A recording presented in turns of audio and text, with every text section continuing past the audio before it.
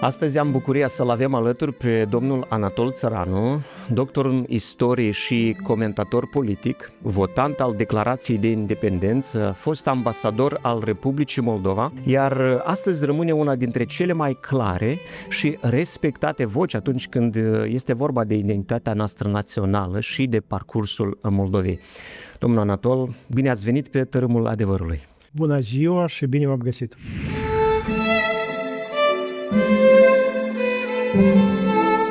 Sunteți, din câte observ eu, singura formațiune politică care pune accent clar pe valorile creștine, pe familia tradițională, așa cum o înțelegem noi, unirea dintre bărbat și femeie. Nu am întâlnit alte partide care să vorbească atât de deschis la acest subiect. De ce ați ales să includeți în programul politic al blocului bun sau blocul Unirea Națiunii aceste valori? După conceptul economic, noi suntem liberali. Noi pledăm valorile economiei de piață, antreprenorul liber, posibilitatea statului să se amestece cât mai puțin în ceea ce înseamnă antreprenoriatul, să ajute antreprenoriatul, adică să dea posibilitatea ca inițiativa omului să se manifeste plenar. Dar dacă vorbim despre valorile spirituale de care se conduce o societate, noi mai degrabă suntem conservatiști. Noi reieșim din ceea ce este tradiția milenară a poporului nostru, iar această tradiție este una europeană, iar toată cultura europeană, de fapt, a izvorât din creștinism. Tot ce înseamnă Europa astăzi este nimic altceva decât cultura creștină, cu toate realizările ei pe parcursul a 2 milenii. După părerea noastră, și aceasta este o convingere categorică, noi trebuie să păstrăm tradițiile, desigur că ele trebuie să fie adaptate la contemporaneitate. Dar asta nu înseamnă că noi putem să umblăm la originile acestei tradiții. Să distrugem valorile, da? Să renunțăm la valorile, valorile fundamentale pe care, de fapt, se ține tot fundamentul a ceea ce se numește cultura europeană. Dacă vrem să redevenim un popor european în adevăratul sens al acestui cuvânt, iar noi tindem să intrăm în Uniunea Europeană, noi vrem să venim în Uniunea Europeană cu valorile noastre. Vreau să le aduc aminte telespectatorilor despre principiul de bază care a unit popoarele europene în cadrul Uniunii Europene. Uniți prin diversitate. Iar diversitatea înseamnă specificul fiecărui popor, tradiția națională pe care el a adus-o în această simfonie care se numește Uniunea Europeană. Nu știu de ce unii folosesc anume acest aspect al diversității ca să renunțe la valori creștine și să promoveze alte valori. Mai degrabă ei încearcă să impună ca să prevaleze prima parte, unitatea. Dar acei care au gândit, părinții Uniunii Europene, acei care au gândit integrarea aceasta europeană, apropierea statelor europene, apropo, continentul european pe parcursul de veacuri a fost un continent a unor războaie interminabile. Aici s-a vărsat foarte mult sânge. Da. Iar ceea ce s-a întâmplat deja în secolul 20, în a doua parte a secolului 20, atunci când Europa a început să se unească, asta a fost nimic altceva decât învățarea lecției istoriei. Și desigur că atunci când parcurgi o perioadă nouă, dintotdeauna te ciocnești de foarte multe dificultăți. Inclusiv se ridică problema, dar acest nou care vine, el ce comportă în sine? El trebuie să șteargă ca o buretă tot ce a fost în trecut sau totuși este o simbioză organică, o simbioză armonioasă între ceea ce se numește tradiție istorică și noile tendințe de care dă dovadă istoria. Păi iată, noi credem că acel element nou care a venit împreună cu Uniunea Europeană își va pierde valoarea dacă vor fi date uitării rădăcinile noastre istorice. Iar rădăcina noastră istorică, de fapt, ceea ce se numește tradiția milenară culturală, este nimic altceva decât respectarea necondiționată a valorilor creștine din care noi, de fapt, am ieșit. Noi nu suntem o țară musulmană, noi nu suntem o țară budistă, Noi suntem, nu pur și simplu o țară creștină, noi suntem un continent creștin. Da, este adevărat. Acum, pe continentul european au apărut reprezentanți a foarte multe culturi. Apropo, lupta care se dă acum, disputa aprinsă care se dă pe continentul european, dar cum să armonizăm aceste culturi diverse care au apărut pe continentul european, fără ca să afectăm ceea ce este baza culturii europene? Deocamdată nu există un răspuns cert la această întrebare. Noi suntem în interiorul procesului. Suntem în căutarea unor răspunsuri la aceste întrebări provocatoare care apar. Înseamnă aceasta că trebuie să renunțăm la valorile creștine ca să facem această unitate? Păi, asta e poziția noastră. Noi spunem nu. Așa. Deci, asta cred că e important să audă telespectatorii. Ceea ce mă interesează pe mine, cred că și interesează pe ei. Am analizat un pic întrebările, de ce vi le adresez așa? Oamenii care vin din exteriorul continentului european, aici, ei trebuie să înțeleagă că ei vin deja într-un spațiu care s-a conturat pe parcurs de milenii. Tu nu poți să vii să-ți impui cultura ta care trebuie să schimbe ceea ce este baza, de fapt, a culturii europene. Iar repet încă o dată, cultura europeană este o cultură de origine creștină. Renunțarea la valorile de bază a creștinătății înseamnă renunțarea la sine însuți. Iar asta înseamnă o degradare completă. Noi nu putem să acceptăm acest lucru. De ce este important ca oamenii credincioși să nu stea deoparte? Iată, în tot acest proces politic, în proces a alegerilor, să participe activ în viitorul țării, în treburile țării. Știți, contemporanitatea, această dezvoltare rapidă în care noi astăzi ne găsim. Eu sunt istoric de profesie. În trecut, procesele de renovare a societății durau din întâi secole, mai pe urmă decenii. Astăzi schimbările se fac în ani. Peste 2-3 ani se fac niște schimbări radicale în ceea ce se numește modul de viață a societății și a oamenilor în parte. Sute de ani, să făcea ce acum. Desigur, în Europa medievală trebuiau să treacă sute de ani ca să schimbe ceva la nivel de comportament colectiv.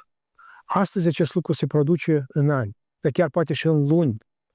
Vă aduceți aminte, încă la începutul anilor 90 noi habar nu aveam de telefoanele mobile. Da. Poate să-și închipui astăzi cineva că poți să trăiești fără telefon mobil? Imposibil. Noi cu greu astăzi chiar am putea să anticipăm ce va fi peste 10 ani din punct de vedere a dezvoltării tehnologiei. Iar tehnologia influențează modul de viață. Iar schimbarea modului de viață aduce cu sine nu doar lucruri benefice, aduce o sumedenie de lucruri, o sumedenie de tendințe care pun sub semnul întrebării, de fapt, uneori chiar și supraviețuirea societății. Și iată aici vine ceea ce se numește tradiția. Tradiția care, de fapt, este fundamentul. O clădire poate să stea în picioare decenii și chiar veacuri la rând, dar care are un fundament puternic. Nu ai fundamentul, ai renunțat la fundament, să știi că toată construcția ta se va prăbuși. Din acest punct de vedere, poziția noastră a blocului Unirea Națiunii este absolut clară. Fundamentul nostru sunt valorile creștine. Iată de ce e important ca credincioșii să se implice în și ca procesul să răspund țării. Da? Vă mulțumesc pentru această precizare, ca să mă întorc la sensul întrebării dumneavoastră. Acum, trebuie să înțelegem, iarăși, schimbările care au survenit din contemporanitate au lovit inclusiv în ceea ce se numește exigența religioasă. Foarte mulți oameni, suficient de mulți oameni, puțin câte puțin se îndepărtează de acele procedee care au ținut popoarele europene în cheagul acesta al creștinismului. Eu, ca istoric, pot să vă spun, în secolul mediu, în perioada medievală, în Europa, identitatea națională nu exista în formula în care există astăzi. Eu sunt francez, eu sunt german, eu sunt român, eu sunt rus și așa mai departe. Atunci, în secolul mediu, în evul mediu, exista o singură identitate care îi unia pe toți. Noi suntem creștini. Asta era identitatea Europei. Când te duceai din afara Europei, dar se găseau și multe state și în afara Europei unde au ajuns propovăduitorii creștinismului și acolo s-a implementat creștinismul, dar el n-a devenit dominant. aici în Europa, Europa a înflorit pe ceea ce se numește valoarea creștină. De fapt, Europa este cea mai dezvoltată, cea mai avansată parte a civilizației umane. Aici e tehnologia, aici e comportamentul, inclusiv acele modele de comportament care pe urmă au fost implantate în toată lumea. Credeți că din cauza valorilor creștine vedem acest progres și dezvoltare? Dar există o altă explicație. Eu nu văd. Creștinismul a fost acea bază ideologică care a creat tot ce s-a întâmplat în Europa, inclusiv Revoluția Industrială, inclusiv dezvoltarea capitalismului, deci antreprenoriatului liber, ceea ce de fapt a creat tehnologia contemporană. Statele Unite ale Americii este nimic altceva decât o extensie a culturii europene, a culturii creștine. Da. Și din acest punct de vedere, ce înseamnă astăzi, care este valoarea oamenilor care au păstrat această legătură strânsă cu ceea ce se numește tradiția creștină, inclusiv cu biserica? De fapt, acești oameni sunt purtătorii nemijlociți în societate a valorilor creștine. Ei sunt mesagerii valorilor creștine și asta este foarte important. Uitați-vă, eu nu odată studenților mei le-am vorbit despre acest lucru. Uitați-vă care este principiul aici în Republica Moldova. S-ar părea că e o mărunțiș, dar vorbește despre multe lucruri. Când oamenii încearcă să găsească o colectiv de constructori care să facă o construcție, să construiască o casă sau ceva, caută constructori care țin de partea aceasta a credinței. Oamenii care sunt părtașii anumitor direcții a creștinismului. Spun, dacă ne găsiți de ăștia, eu cu plăcere eu. De ce? Fiindcă acești constructori se țin de cuvânt. Ei mai puțin umblă cu șiretlicuri, poate chiar de fel nu umblă. Fiindcă ceea ce se numește baza spirituală a creștinismului sunt niște norme a creștinismului care trebuie să fie respectate și dacă omul crede în asta, dacă el este educat în aceste norme, atunci toată societatea beneficiază datorită acestor valori. Și invers, cu cât mai departe te îndepărtezi de ceea ce se numește un creștinism asumat, o valoare religioasă asumată, cu atât mai libertin ești în comportament, inclusiv în comportament interpersonal. Poți să mai minți, poți să mai ții de cuvânt, să mai pui mâna pe ceea ce nu ți aparține. Asta e problema. Din acest punct de vedere, indiscutabil, este extrem de important ca această parte a societății, care este profund axată pe aceste valori creștine, ea să se păstreze și pe măsura posibilităților să se extindă, fiindcă de fapt asta este fundamentul unei societăți sănătoase.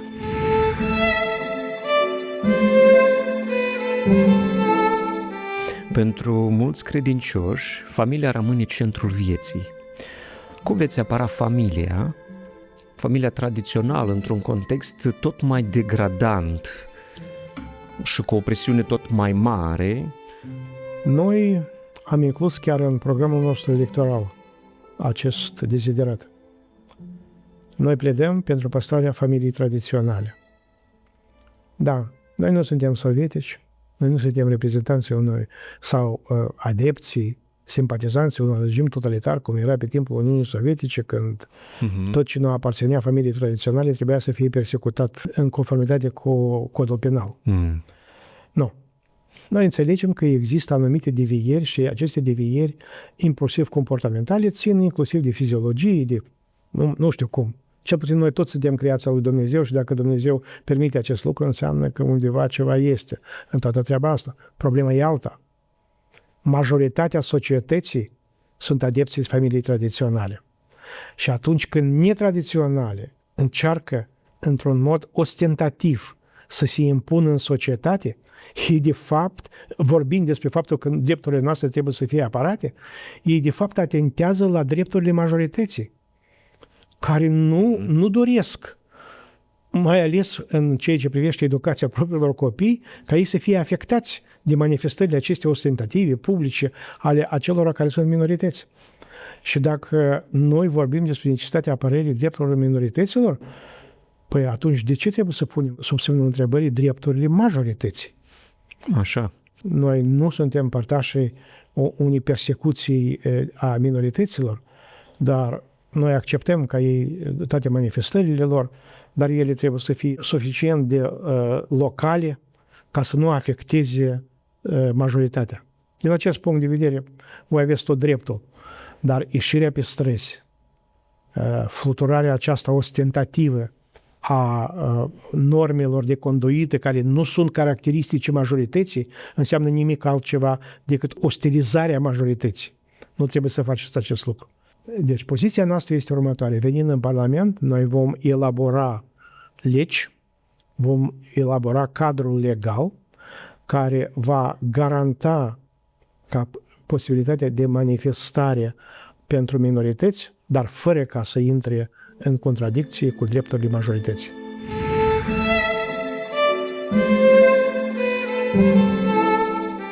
Vorbind despre educarea copiilor, pentru că creștinii din Moldova sunt tot mai preocupați în mod deosebit de educarea copiilor și cum intenționați să protejați școala de ideologiile străine, încălcarea sau denigrarea valorilor creștine în școli? Noi suntem adepții introducerii cursului religie în școală. Iar religia în școală nu poate să nu fie alta decât cea creștină. În Republica Moldova, 98% sunt creștini. Este absolut evident. Asta nu înseamnă că noi, de exemplu, pe copiii musulmanilor sau reprezentanților altor religii, o să îi impunem să vină la aceste lecții. Chiar dacă din punct de vedere al cunoașterii, la modul general, a unei culturi generale, cunoașterea istoriei creștinismului ar fi un beneficiu pentru ei, dar nu în detrimentul intereselor lor. Dar majoritatea copiilor noștri provin din familii creștine. Chiar dacă în unele familii nu există acest rigorism față de biserică, față de religie și tot așa, dar asta de fel nu înseamnă că cei ce stă la baza culturii noastre nu sunt valorile creștine.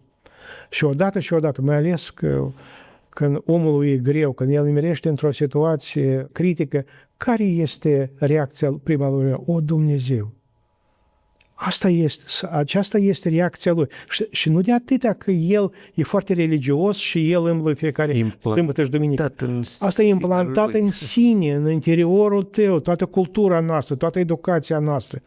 Toți strămoșii noștri, tradiția care vine de la strămoșii noștri este tradiția creștină. O, Dumnezeu, asta e cum noi reacționăm în momentele critice. Când totul e bine, când viața merge fără urcușuri și coborâșuri, noi cam uităm despre Dumnezeu. Dar când ne devine greu, atunci când vine ceasul critic, atunci ultima speranță este aceasta. Și lucrul ăsta nu poate fi neglijat. Deci educația religioasă, cel puțin cunoașterea bazei culturii creștine, este obligatorie. Mai departe, atunci când copiii noștri vor deveni maturi, ei sigur vor alege. Care este poziția mea în raport cu religie? Eu devin religios? Eu devin evlavios? Sau sunt mai puțin evlavios? Asta deja e alegerea a fiecăruia în persoană. Dar el trebuie să fie pregătit pentru momentul acela când va deveni matur și va trebui să facă această alegere. Noi suntem obligați copiilor noștri să le creăm această bază ca ei să intre în viața matură pregătiți. Deseori mai am și călătorii în afara țării, zbor cu avionul și dacă zbor cu compania Turkish Airlines și este și calculator în fața mea, numai decât poți găsi cu ușurință citirea cărții sfinte a musulmanilor. Și stăteam și mă gândeam, de ce la noi în țară, o țară creștină, este atât de restrâns când este vorba de Cartea Sfântă a creștinismului, Sfânta Scriptură.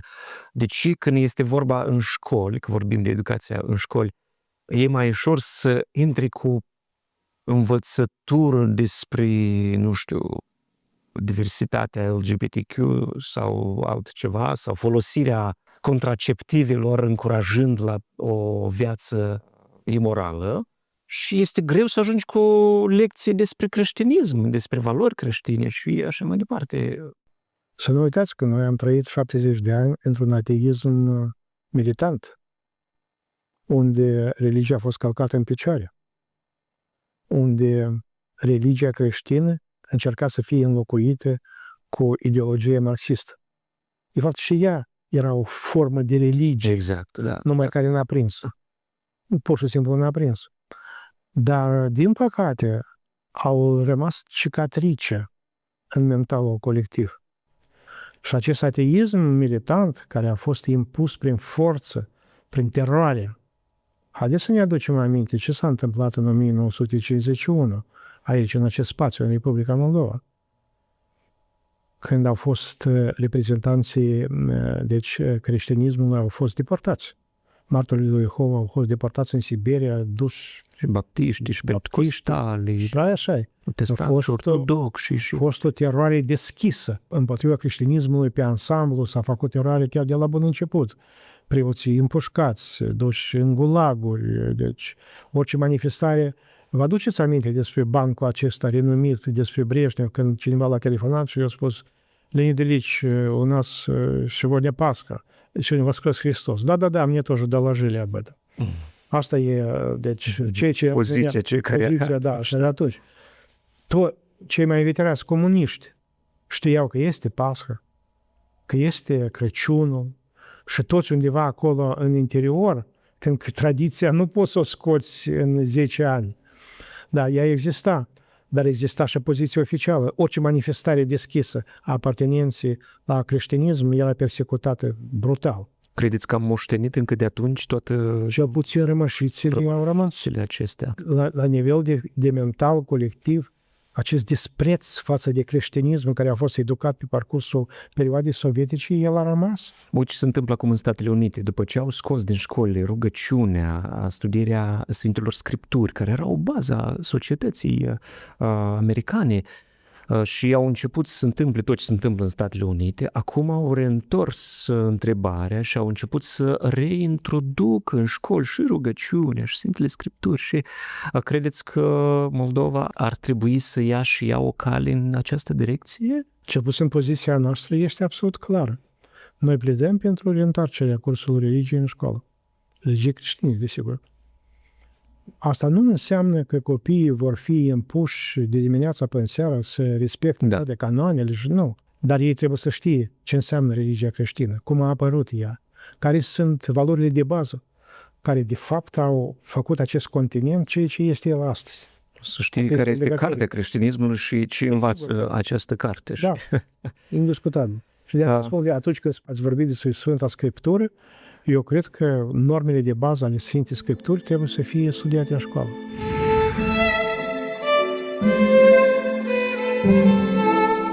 În ultimii ani au existat temeri legate de restrângerea libertății religioase.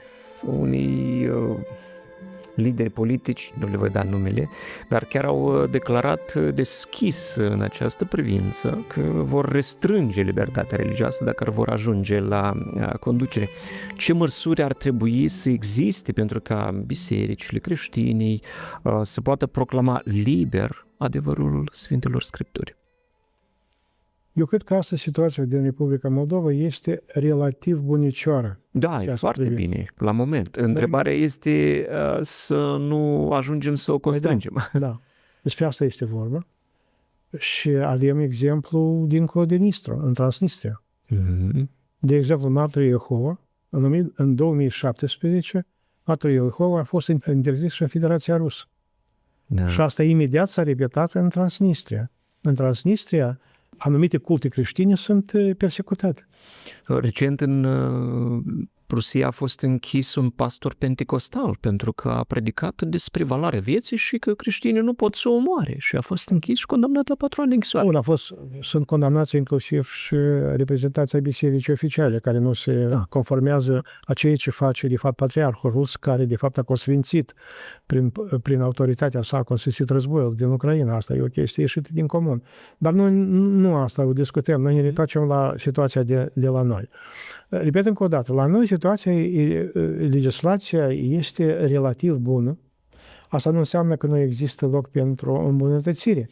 Ce veți face ca să protejați legislația care acum e Noi nu să relativ bună? permitem nicio restrângere a celor drepturi care există și ne vom preocupa de extinderea acestor drepturi în raport cu confesiunea creștină de Republica Moldova. Asta e poziția noastră, fiindcă și ea nu ține, cum să vă spun, ea nu ține de încercarea de a obține o autoritate, deci electorală sau ceva, niște beneficii electorale. Pe noi aceasta ne interesează din punct de vedere principal. Repet încă o dată, fără o cultură creștină, o tradiție creștină care se respectă, această societate nu are viitor. Și multe probleme, multe necazuri prin care noi astăzi trecem, asta se datorează faptului că noi am renunțat la foarte multe din valorile creștine. Exact asta a fost următoarea mea întrebare. Cum putem ști sau avea o siguranță că promovarea valorilor creștine de către politicieni nu rămâne doar la nivel de slogan electoral? Că mulți, așa zic, mai vin și mai promit și apoi pleacă și vin ai noștri, pleacă ai noștri, noi rămânem tot cu ai noștri, să nu zic cântarea română de peste prut. Eu cred că, în fond, politicul este o chestie foarte complicată. Da. Și printre politicieni nu este ușor să apreciezi pe cei care vorbesc destul de sincer, inclusiv în programele sale electorale, dar de acei care, de fapt, formulează aceste promisiuni în exclusivitate din punct de vedere conjunctural. Numai ca să obțină votul, iar a doua zi, după ce a obținut votul, deci uite despre ele. Ce pot să vă spun din acest punct de vedere? Nu vreau să mă axez pe o promisiune fățișă, pe o promisiune care practic este lipsită de un suport practic. Votați-ne și o să vedeți care este poziția noastră. Cel puțin suntem unul din puținele partide politice care în programul său electoral a menționat lucrul acesta, a spus că vom avea o politică plină de respect față de cei ce se numește tradiția creștină și valorile creștine. Și această promisiune este în documentul nostru. Multe partide politice nici nu au atras atenție asupra acestui moment. Asta e deosebirea noastră de alții.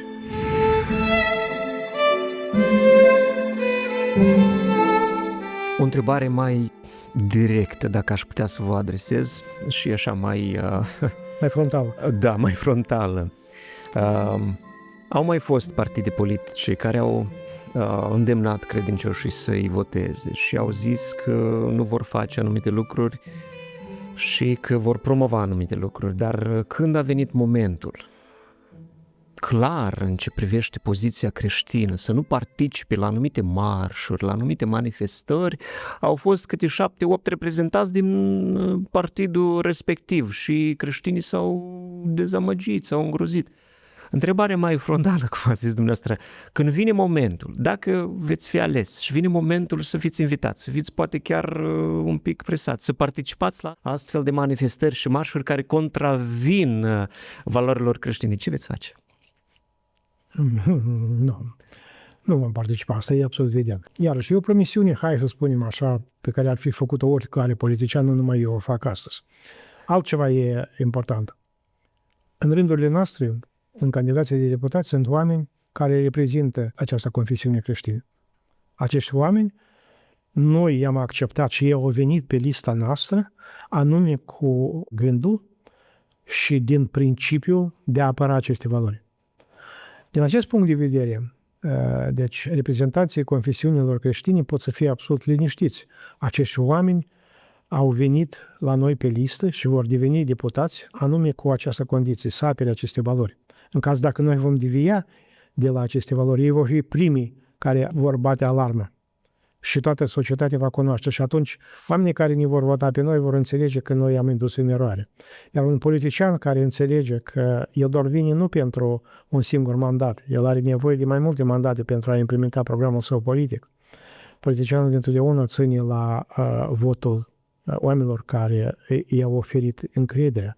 Din acest punct de vedere, chiar și oamenii care nu sunt foarte evlavioși, foarte credincioși și așa mai departe, de multe ori se vor gândi să facă un pas care contravine acelor promisiuni și acelor obligațiuni pe care noi ne le-am asumat, fiindcă asta ar însemna, de fapt, să lucrezi împotriva propriului tău interes. Garanție este reprezentației acestor confesiuni care sunt la noi pe listă și care, indiscutabil, vor avea o voce puternică de spus atunci, inclusiv când va fi elaborată legislația corespunzătoare.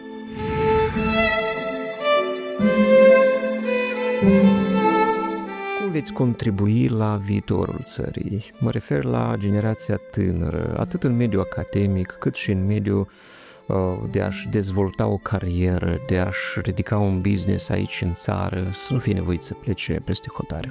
Știți, eu, în virtutea faptului că sunt comentator politic, sunt istoric, eu sunt nevoit foarte atent să urmăresc viața politică din Republica Moldova și am făcut acest lucru pe parcursul acestor 34 de ani.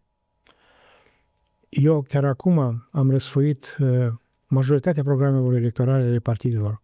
Aproape toate sunt concepute într-o manieră.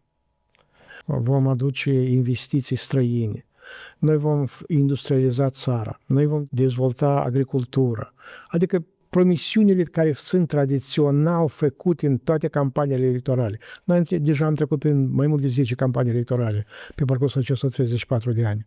Iar acum, cifre.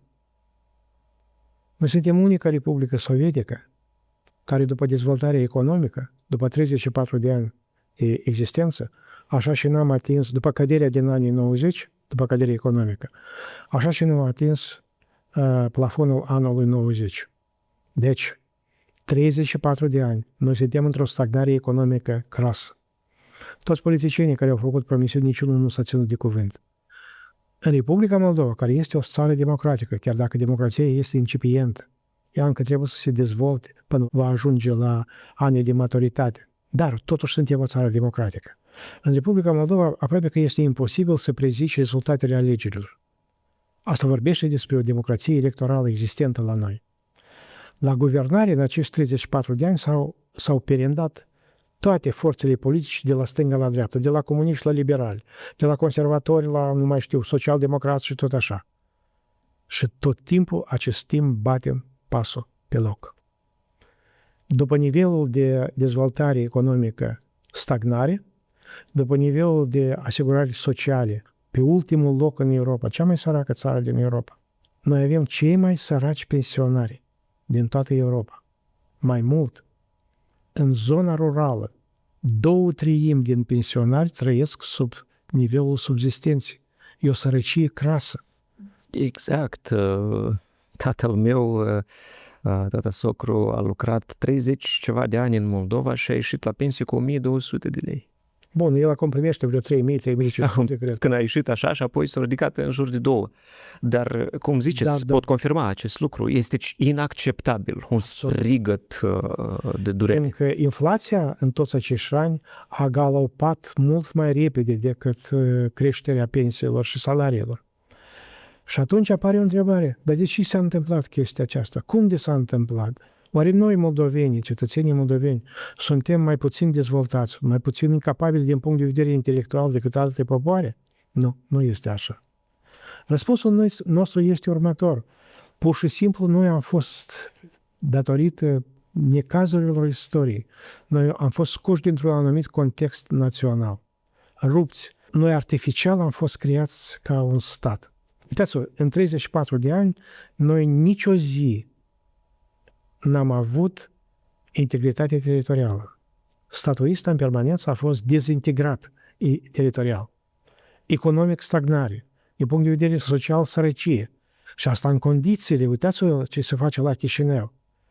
Când vin oamenii din exterior și se uită la mașinile luxoase care circulă pe străzile Chișinăului, ei nu pot să înțeleagă.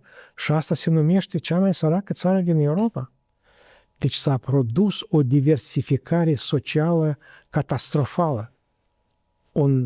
O pătură foarte îngustă de oameni extrem de bogați, care au beneficiat de bogățiile acestei părți a Moldovei, pentru că există și Moldova dincolo de Prut. Da. Și toți ceilalți care au fost văduviți în acești ani și au rămas săraci lipiți pământului. În primul rând, satele noastre, care au degradat complet. Da, se fac drumuri, se mai construiesc acolo niște spitale și așa mai departe. Indiscutabil, dezvoltarea este, dar este o dezvoltare care rămâne în urmă ca tempo după tot ce s-a dezvoltat în jurul nostru. Uitați-vă ce s-a întâmplat în România. După 2007, după ce România a devenit membra Uniunii Europene, produsul intern brut, adică bogăția țării de 4 ori a crescut. De 4 ori. Iar noi în acest timp, tot timpul am stagnat.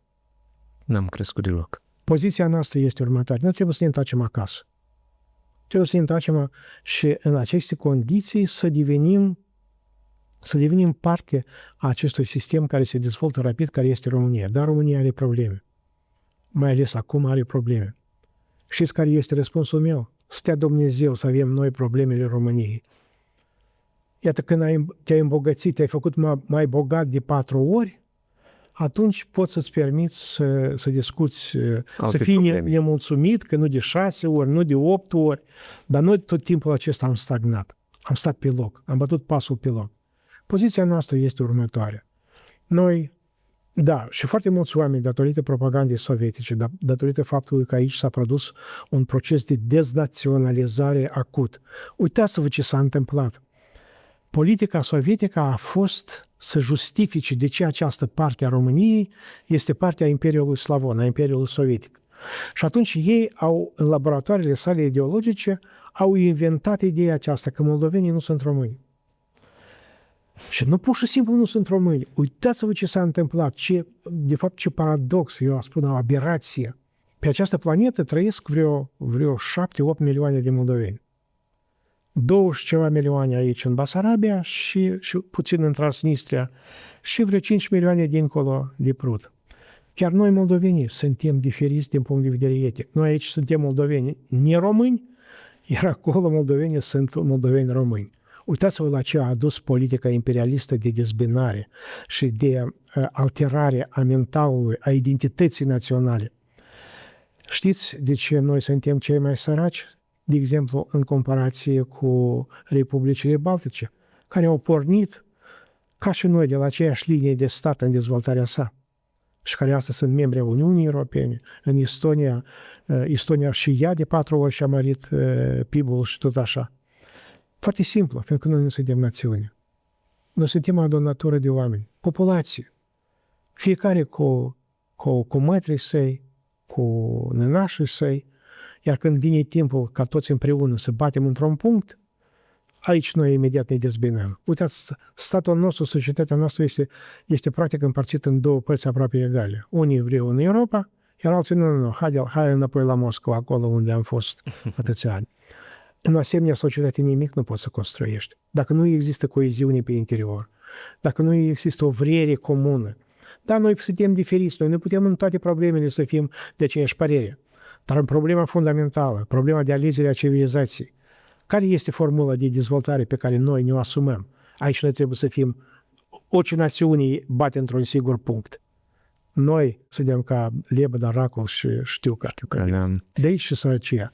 Apropo, atunci când a venit ateismul și am uitat despre valorile noastre creștine, asta tot a contribuit la această dezbinare pe interior. O dilemă mare, oamenii lucrează în Europa și vorbesc cu melancolie de vremurile din Uniunea Sovietică și vor spre Moscova. Ați întâlnit astfel de dilemă? Da, desigur, și eu am explicații, eu știu de ce. De ce? Pentru că majoritatea oamenilor ai noștri care au plecat încolo, ei trăiesc în străinătate. Iar în străinătate nu e viața confortabilă. De aceea trebuie să aducem bunăstarea în țara noastră. Ca ei să se întoarcă acasă. Să poate întoarce acasă. Nu există o viață mai confortabilă decât la tine acasă. Atunci când trăiești între străini, chiar dacă ai făcut o carieră bună și ai chiar și un salariu bun, există acest disconfort pe interior. Problema noastră este ca să dăm un impuls puternic de dezvoltare. M-ați întrebat ce trebuie de făcut și cum să facem așa ca aici, deci inclusiv și valorile creștine să fie la ele acasă. Noi trebuie să avem o dezvoltare economică rapidă care ne-ar permite să ne punem în rând cu alte state dezvoltate, cu alte societăți dezvoltate. Și iată atunci acei care au plecat în diaspora se vor întoarce acasă. Iar pentru asta avem nevoie de o echipă politică care știe ce trebuie de făcut. Din păcate, în acești 34 de ani, am avut echipe politice care s-au gândit la propriul buzunar, la propriul beneficiu și mai puțin s-au gândit la beneficiul poporului pe care îl reprezintă.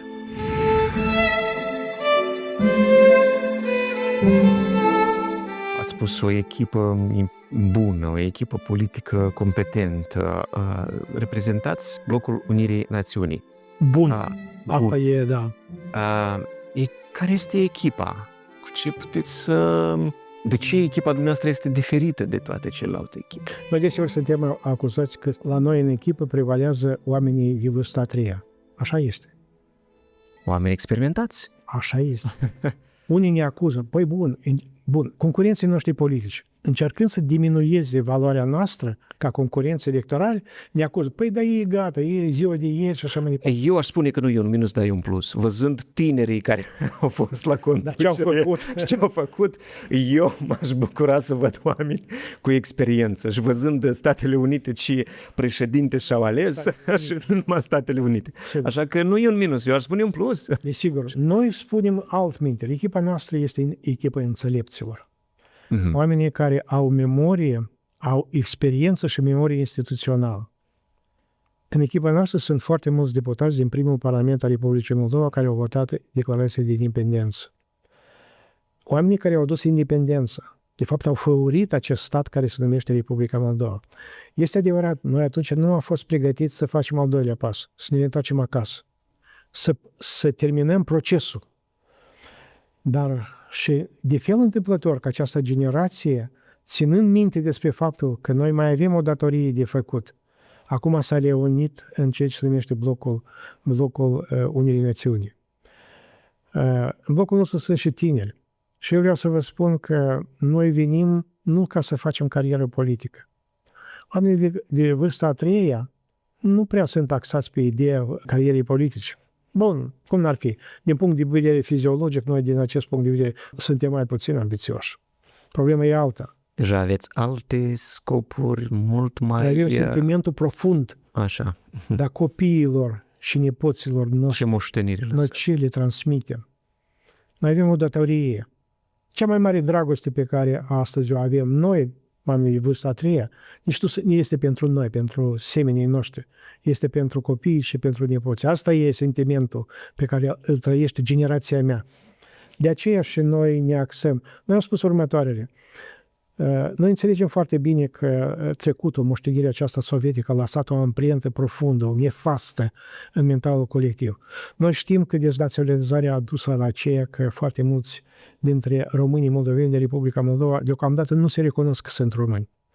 Dar noi spunem următoarele. Uitați-vă, noi pledăm pentru apropierea cât mai profundă față de România. Asta nu înseamnă că unirea se va face mâine.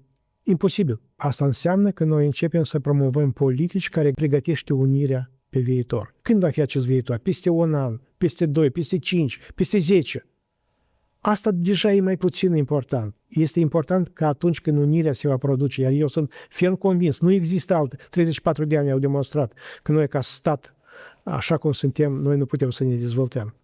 Unirea se va produce, inevitabil. Problema este cât de scump o să plătim noi. Acum vorbesc despre toată societatea noastră pentru acest proces. Noi propunem ca acest proces să fie cât mai puțin dureros, cât mai puțin conflictual. Noi dorim să începem de la un tratat între statele noastre, între Republica Moldova și România, un tratat de frațietate și relații speciale. Asta ne-ar permite. Noi astăzi, în procesul de integrare europeană, suntem cuplați cu Ucraina și cu Georgia. Asta înseamnă că dacă unul din acești trei nu este pregătit pentru intrarea în Uniunea Europeană, tot pachetul este în așteptare. Că nu ni se spune că în 28 sau în 30 noi deveni membri a Uniunii Europene, eu cred că avem nu prea multe șanse. Astăzi bugetul Republicii Moldova la 30% este format din bani care vin din exterior. Noi ne-am prefăcut în cerșetorul Europei. 30%, mai mult de 30% din bugetul nostru, asta nu sunt banii pe care noi îi facem noi. Ni se dă din exterior. Noi suntem un stat asistat. Spuneți-mi, cum putem să devenim membri europeni în asemenea condiții? Exclus. Noi propunem un tratat de frățiotate cu România. Iar aceasta ce ar însemna?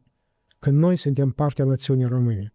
Iar marea parte a națiunii române este astăzi și în Uniunea Europeană și în NATO. Și atunci noi la Bruxelles avem toate motivele să negociem.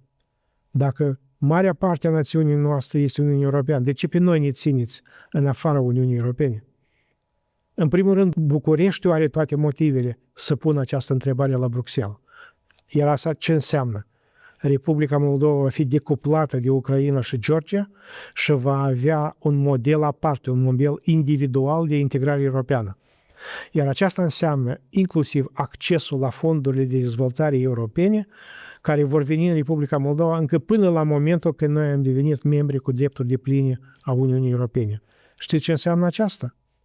România astăzi are până în 2027 90 de miliarde de euro din fondurile europene pentru dezvoltare. Locul pe care îl ocupă Republica Moldova în spațiul românesc înseamnă că la aceste 90 de milioane se vor adăuga anual 2, 3, poate chiar 4 miliarde de euro pentru dezvoltarea Republicii Moldova.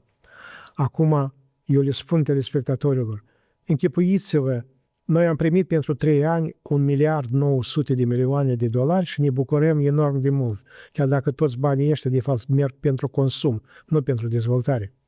Dar închipuiți-vă că noi avem șanse să primim în fiecare an 2, 3, chiar 4 miliarde de euro pentru dezvoltare. Păi noi în câțiva ani o să ne prefacem într-un tigru economic al Europei, în această zonă a Europei. Iată ce înseamnă o dezvoltare rapidă, iată ce înseamnă o idee politică care este una benefică, numai trebuie să fie implementată. Astăzi foarte mult spun că bunul nu are șanse să intre în Parlament. Dacă bunul nu va intra în Parlament, dar noi avem nevoie de 7%, astăzi aproximativ 100-120 de mii de voturi, dacă acest lucru se va întâmpla, să știți că noi toți, Republica Moldova, va pierde o șansă unică de dezvoltare, fiindcă orice echipă politică este prețioasă prin programul său politic pe care îl are. Iar astăzi în Republica Moldova, la aceste alegeri pe 28 septembrie, nu există niciun program electoral al vreunei forțe politice care măcar ar putea să se asemene după eficiența sa cu ceea ce propune bună.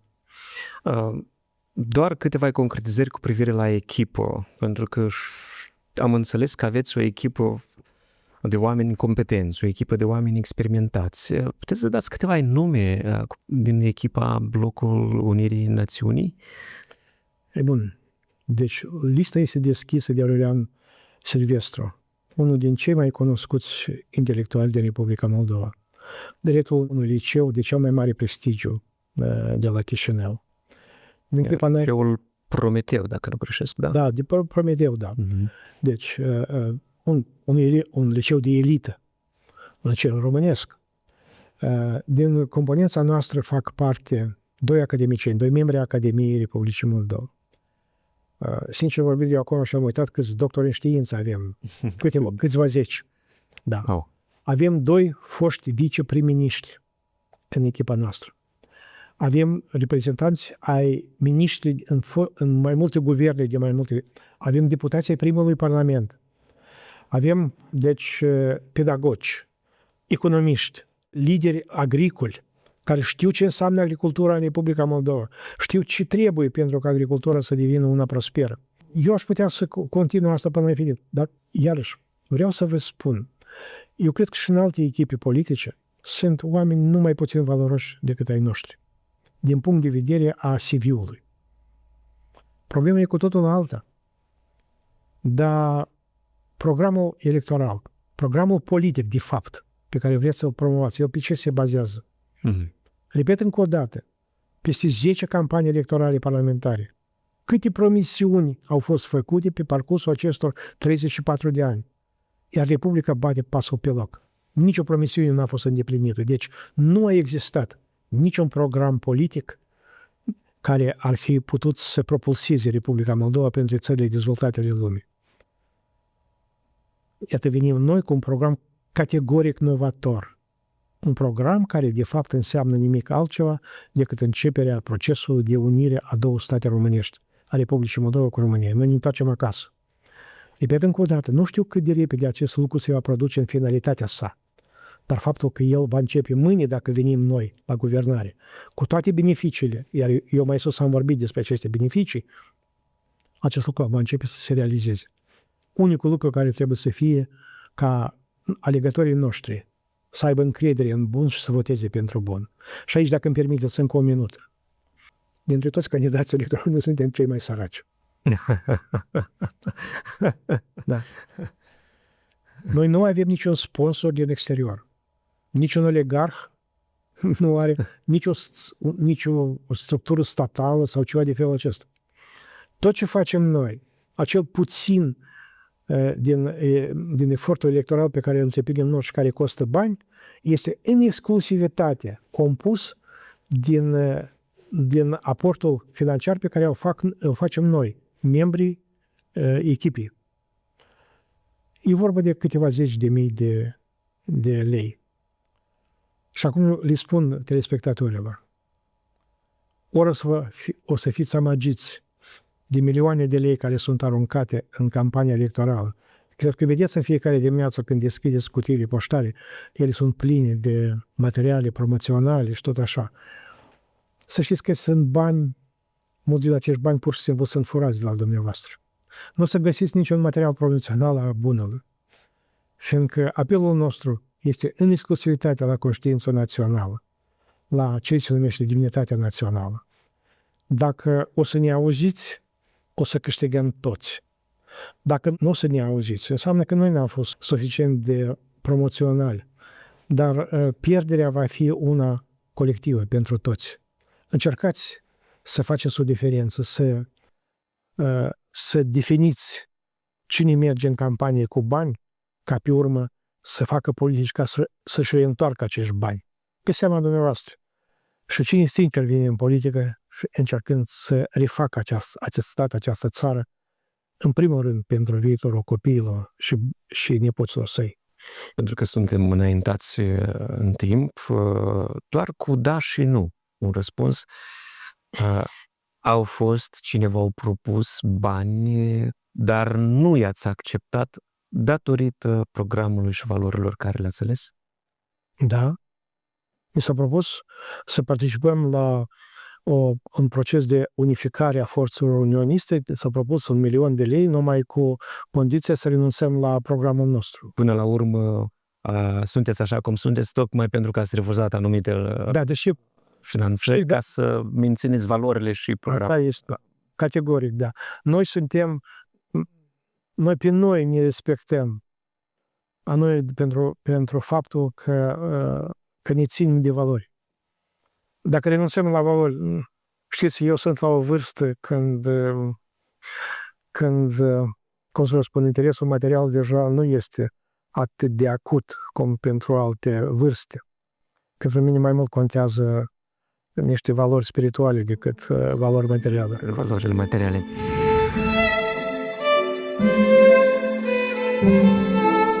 Dacă îmi permiteți, o întrebare personală din partea mea pentru dumneavoastră. Dacă doriți, răspundeți. Dacă nu, vă înțelegem. Dacă ați sta astăzi înaintea lui Dumnezeu, ce ați spune sau ce l-ați întreba? Dumnezeu, iartă-mă. Dar ce poate să spun în creștin? Ne-am bucurat mult să vă avem pe tărâmul adevărului. Dragi prieteni, vă reamintesc că alături de noi a fost domnul Anatol Țăranu, reprezentant al blocului Bun, blocul Unirii Națiunii. Ne bucurăm mult că am avut posibilitatea să-i punem întrebări destul de sincere și am primit răspunsuri la fel de sincere cum au fost și întrebările. Dacă îmi permiteți. Da. Eu am o experiență bogată de apariție pe platourile televizate. Să știți, și asta e o reflecție absolut sinceră. A fost o atmosferă cu totul diferită de alte platouri și vă mulțumesc pentru asta. Cu mult drag.